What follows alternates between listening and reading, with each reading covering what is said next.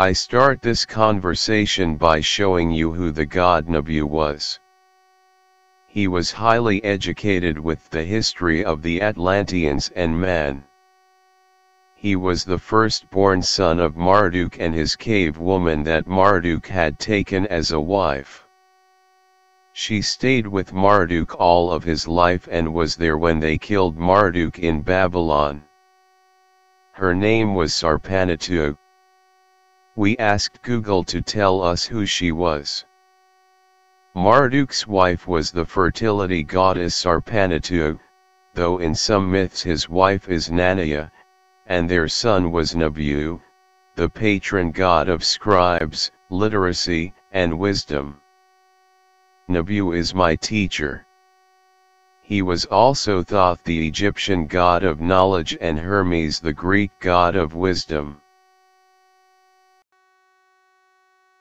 Besides me there is no God.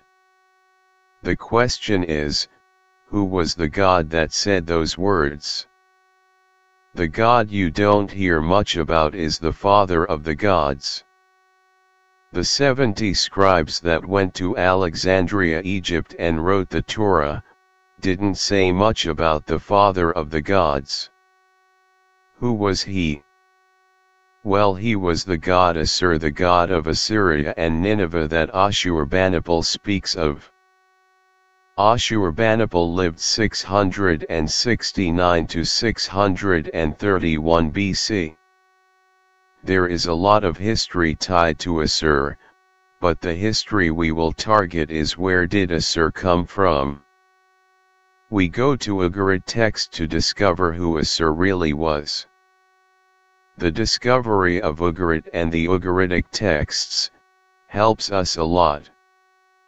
That Hittites text was found from their vast empire, however, remained almost unknown until their writings were discovered, first by the Irish missionary William Wright in 1884 CE, and then by the German archaeologist Hugo Winkler in 1906 CE.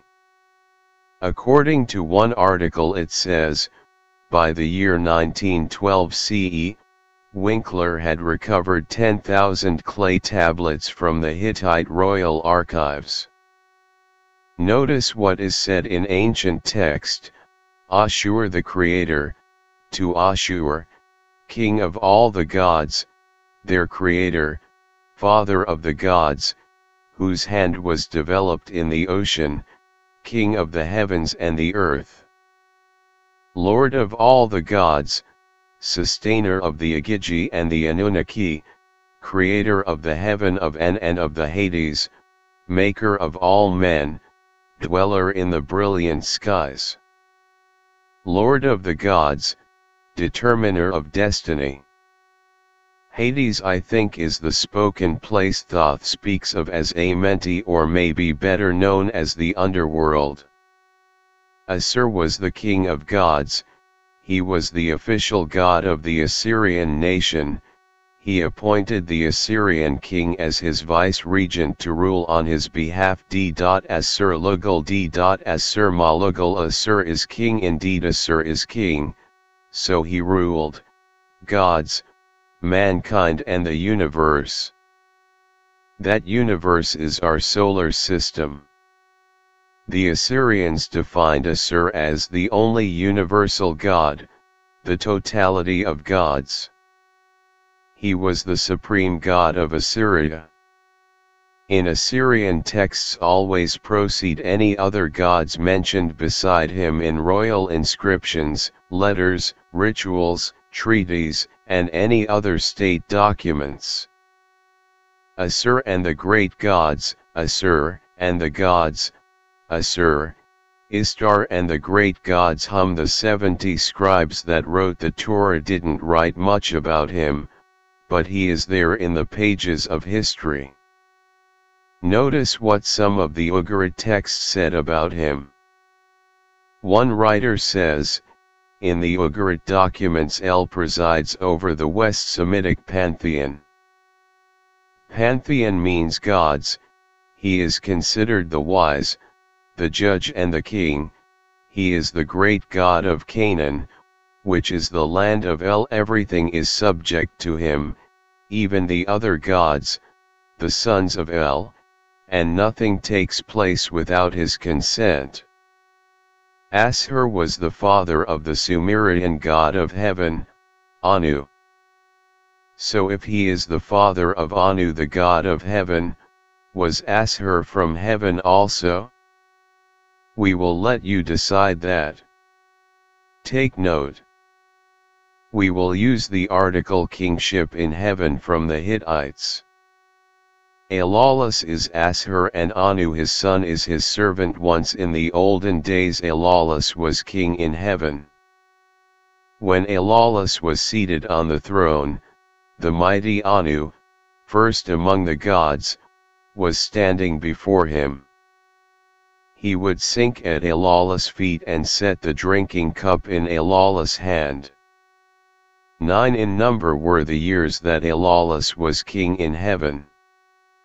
In the 9th year Anu gave battle to Elaulis and he vanquished Elaulis. Elaulis fled before him and went down to the dark earth. Anu took his seat upon the throne. Whenever Anu was seated upon the throne, the mighty Kilmerbi would give him his food. He would sink at Anu's feet and set the drinking cup in Anu's hand. Kilmerbi was the god Enlil that ruled the whole earth at one time. 9 in number were the years that Anu was king in heaven. In the 9th year Anu gave battle to Kilmerbi and like Elaulis, Kilmerbi gave battle to Anu. When he could no longer withstand Kilmerbi's eyes, Anu, he struggled forth from the hands of Kilmerbi. Anu fled, like a bird he moved in the sky. After him rushed Kilmerbi, he seized Anu, by his feet and dragged him down from the sky. So Elaulis did come from heaven and escaped Anu's attempt to kill him by coming to earth. Now according to the emerald tablets of Thoth, 32 of those people came to earth on a mission to help man. It was those people that mixed with man and humans were born. General 6th chapter speaks of the sons of the Elohim that came down and took daughters of man as wives. Sumerian texts tell us that the son of the god of wisdom known as Enki, had a son named Marduk, and when Marduk grew up he had no women of his kind to take as a wife, so he took a woman that lived in a cave that was an earthling from man. Marduk was from the bloodline of the Atlanteans, the angels that came down and mixed with man and started civilizations on the earth. These were the people that came to earth, and became the gods, and was the first civilization. Those sons of the Elohim that came down was from Alulis and his wife who was his twin sister. Alulis and his twin sister were the first people created on their planet. The Pyamander from the Hermetics speaks of the sun creating 7 planets, showing that our earth comes from the sun. But the planet of the gods was created by God himself and was used to push up mountain ranges from out of the waters that surrounded the whole earth. Our God that created the planet of the gods called Nibiru, is not the God of Israel or Allah of the Islam religion. No, he is the creator that started creating a long time ago and is still at work and will ever be. He is the creator that creates all around himself so as not to be seen by man. Alulu knew who our creator is, and Thoth speaks of him in his emerald tablets and in his hermetics. Now not that long ago a very old structure was found that was covered with dirt, and I have no doubt it was there from before the Noah flood. That place is called Göbekli Tepe. But there is another place that I think is the grave of Alulu, and it's called Mount Nimrud. I was reading text about Ololo, that spoke about Ololo liking to dwell at the headwaters of the two rivers, the Tigris and the Euphrates rivers. So I took Google Earth and went to those headwaters and found a lake that feeds those two rivers where Ololo Usto like to dwell. I found a place called Mount Nimrud that is very famous. I think Mount Nimrud is a mount made with small rocks and made by hands, and under those rocks is the tomb of Ololo. Ololo was the Egyptian god named Shu and the father of the god Geb, who was the god Anu, who was the father of four well-known people, Osiris, Isis, Seth, and Nephthys. I think Ololo was the creator that blasted great places and formed the underworld called Amenti, where they had great meetings. The text tells us there was a hall of the living, a hall of records, and a hall of the dead. There was also 32 living quarters and a 32 throne room with 32 seats where they had great meetings. In his emerald tablets, Thoth tells us there was a temple built over Amenti and the Noah flood destroyed it, so he built the Great Pyramid over the entrance that was guarded 24/7 by armed guards, and the only people that could go down were people that had passwords could go down. No doubt the way the Great Pyramid was built it would have survived another flood. Now there is a lot to be said about the history of the peoples of our earth.